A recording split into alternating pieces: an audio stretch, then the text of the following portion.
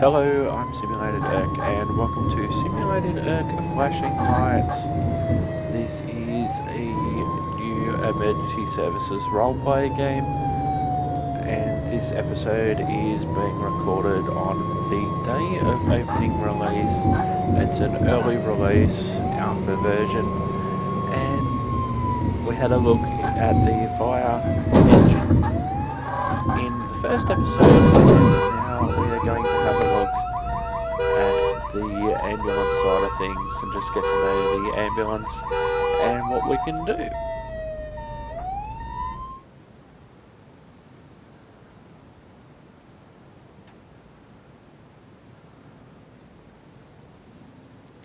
So welcome to episode 2 of Simulated Irk Flashing Lights. We have our medic and we also have our ambulance.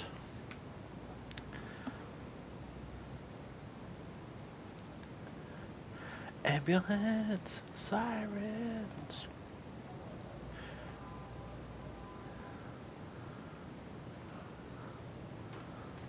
Just need to make sure that I've got my mouse on the correct screen here. So you can see the ambulance there. Just like the fire side, it's not necessarily meant to represent a particular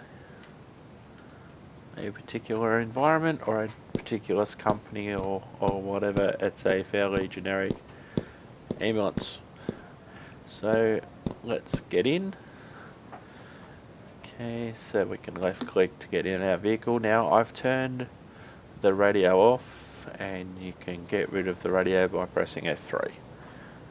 So we'll get in, and pretty much like the fire truck in terms of what you can do, I guess. This is the first time that I've actually opened the paramedic side of things. Now you'll see down the bottom there the red warning light down the bottom of which basically indicates that there's no ignition. The default key is K for some reason, which makes absolutely no sense to me. I use I just like I do in Emerge NYC, I for ignition, so we can crank the engine. And it's basically the same sound as the fire truck made when it started. So it should be the same controls that I used for the fire engine. So we'll turn the lights on now. Of course, the way you've got things mapped if you're playing this game could be totally different, but at the moment I have the left hand stick button for lights only, so you can see the flashing lights and the hospital in the background there. So you can see the flashing lights on the front, pretty sweet, on the sides and at the rear, and the player 5 in the license plate area. And for the noise, I press the I'm at the moment pressing the right stick button, and it's the same siren as you'll hear on the fire truck. Turn it off, turn the noise off, turn the lights off, turn the noise and the lights on together, right hand button, and we'll turn them off. Okay dude, get out of the truck. So let's have a look. There's a diamond at the front of the ambulance, so we'll see. So for some reason, I don't know why this is a thing, and I'm doing all this for the first time. You can see the engine and everything. What relevance that has, I don't know at this stage, but it's a thing. You can open and close the engine compartment. Of course, you can get in either side of the ambulance. It's meant for multiplayer. I'm just using single player. Now this is interesting. You can get into the side of the ambulance and you can sit inside. Yeah, don't know if you briefly saw him, and you can see him through the window there.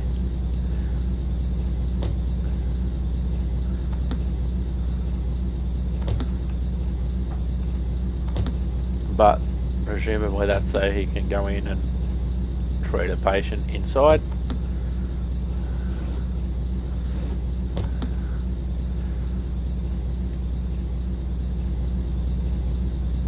But he just did a minute ago, you can sit inside there and treat the patient, or you can go in through the traditional back doors. One thing that I haven't even seen anybody really do on LSPDFR, there's a stretcher that actually works. Items, medic bags, stretcher. So, okay, where's the stretcher now? Stretcher is over, yeah.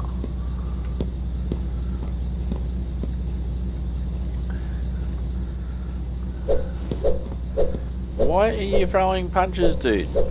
Seriously, this isn't Rocky 5. Adrian! Dude, why are you throwing punches?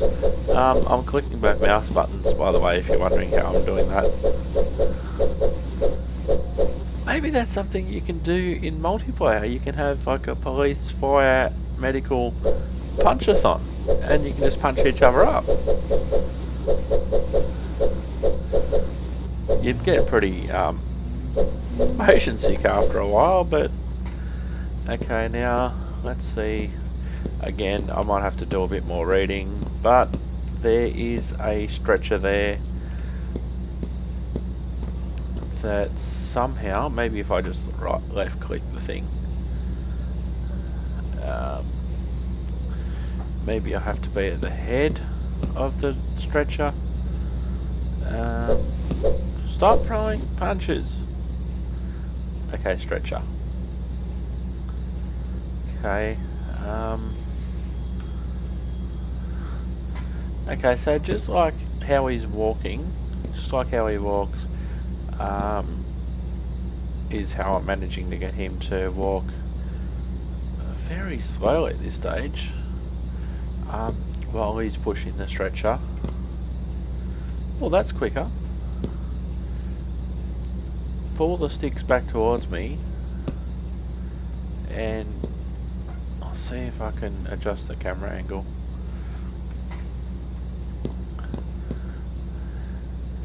So if I push the sticks forward, he goes really fast, and if I pull the sticks towards me, so come down, okay, he's basically going forward, so it's the reverse. But the fact that on day 1 of release there is there's an ambulance and there's a stretcher, that to me, my friends, is quite cool. So we'll see if we can get the stretcher in. Come on, Rocky. I think I'm just going to have to call this paramedic Rocky. Oh yes, Rocky Amboa, as in ambulance, ambos, we often call them here in Australia. Rocky Amboa, yes. Now am I going to get this back into the ambulance or not? Rocky, stop. Seriously.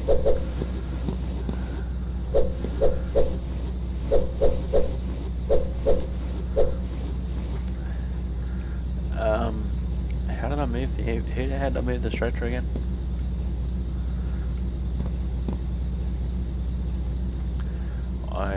There we go.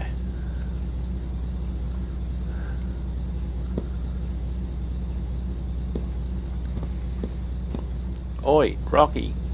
Go put the stretcher in the back of the ambulance.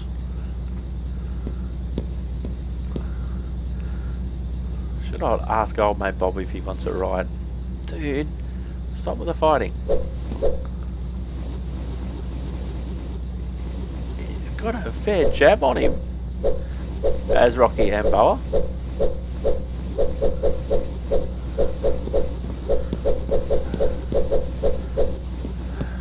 Alright, I've had my fun.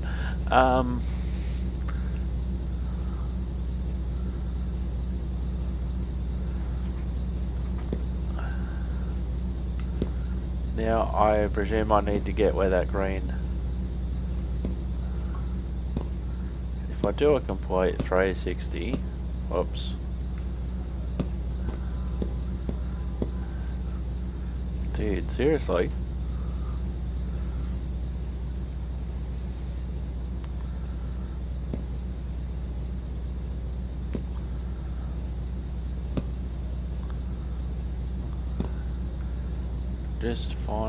Just get to the green dot, dude, and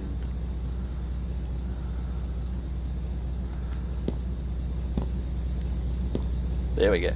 Okay, so you get to the green dot and automatically the stretcher goes in. You close the doors.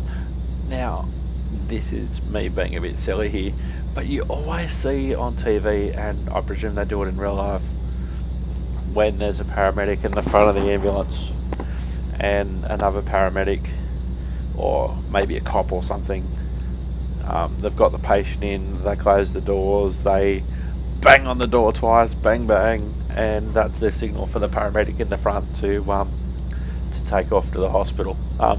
That'd be cool, but whoops. So let's go for our first drive in the ambulance. Rocky, stop trying to fight the ambulance.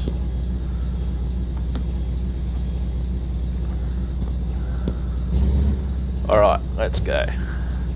Now, an interesting thing to note, I've got the ignition on, and when the tip comes up, like the tooltip will come up to say engine K. Now I changed the mapping so engine on off is I. See if we can get it to do it. Okay, engine's off. Now if I press, is the tip gonna come up? And if I press I, because I changed it from original K because K didn't make sense, it didn't come up. But occasionally the tooltip will come up, and it will come up as K even though I've changed it to I. Lights and sirens on, lights only, and off. So let's go for a drive in the ambulance.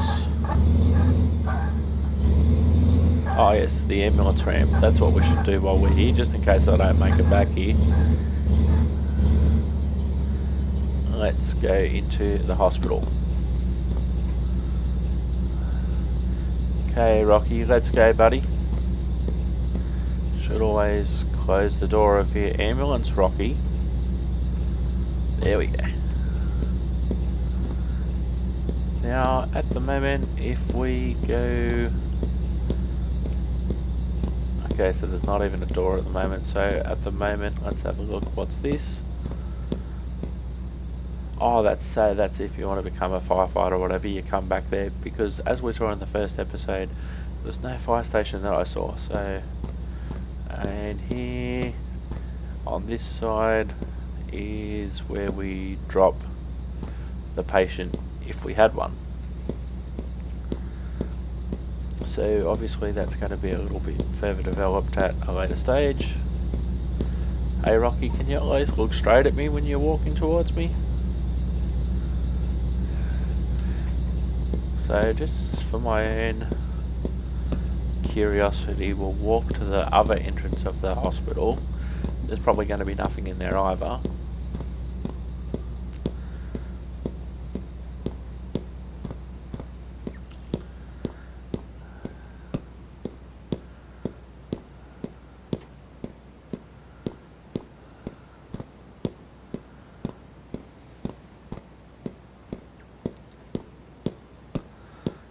Where is it? Oh yeah, there it is.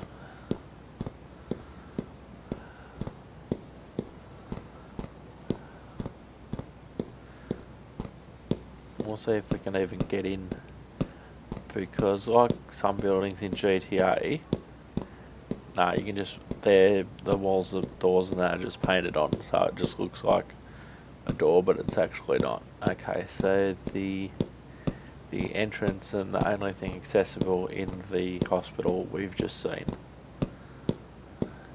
But like many things in this game, it's a work in progress, and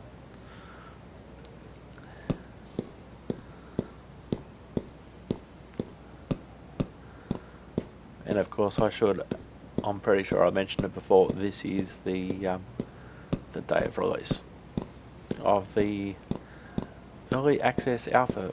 Well, it's really in development. A little bit of glitching there in the background behind us. Let's get back to the bus.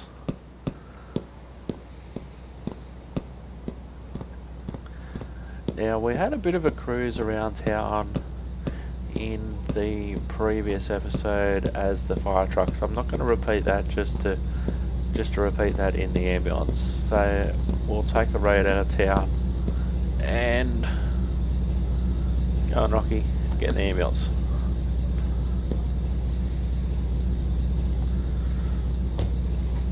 Okay, you can see it's popped up again, engine on off K, even though I've changed it to I. If that's a thing that's easily changed, I don't know. So we'll head out of town and check out the... Oh, check those lights out. Pretty sweet. We'll just go for a cruise out of town.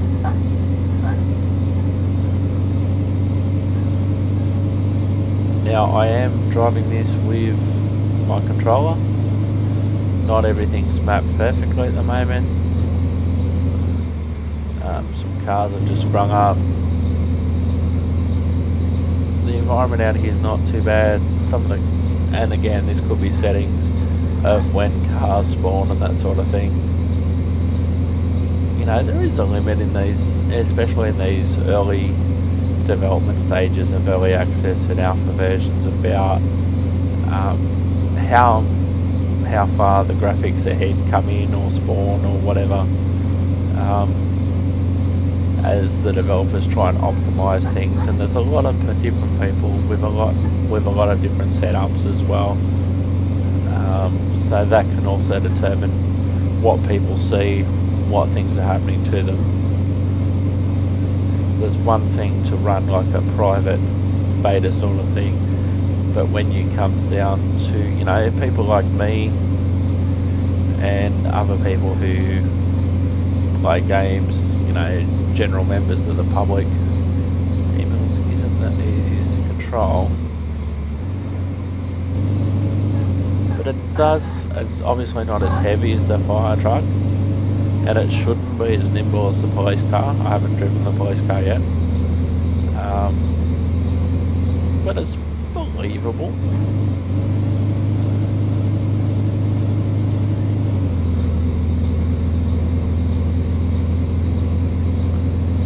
But yeah, in these early stages, from what I've seen in this game and others, at the start there's a balancing act between having like wall-to-wall cars, you know, and them spawning away, you know, too early or too soon or too late.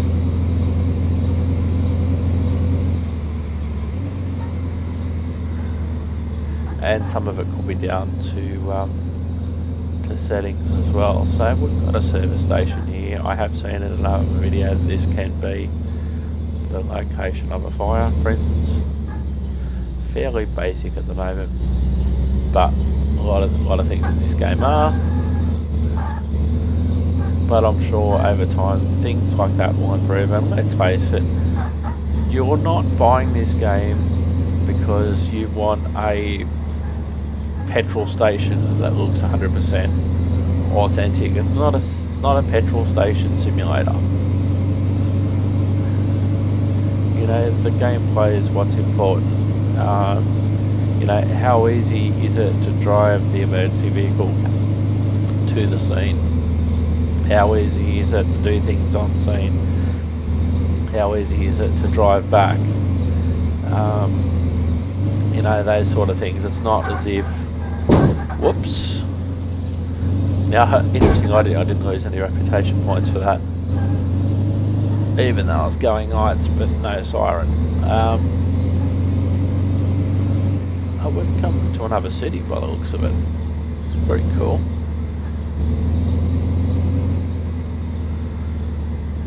But yeah, you're not buying this game because you want a petrol station that's 100% authentic. Now I wonder if this is just the same city, it's just looped around and this is where we've ended up.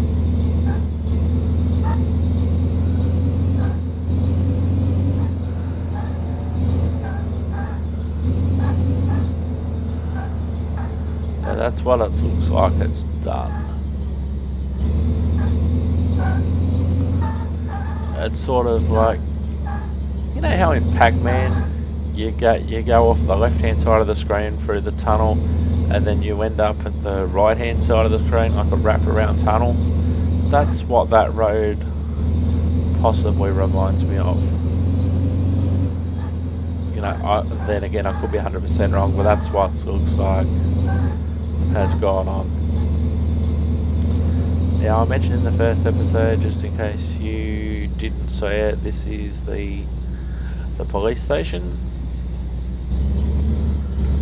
I should take a screen cap in front of the Popo house.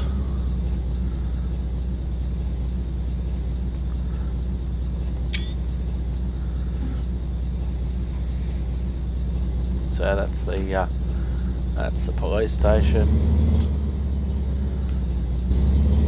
But overall,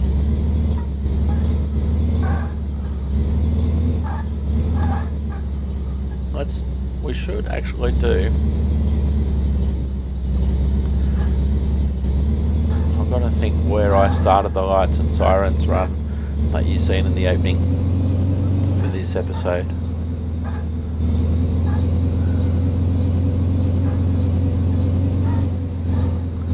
And we'll sort of see how the ambulance compares.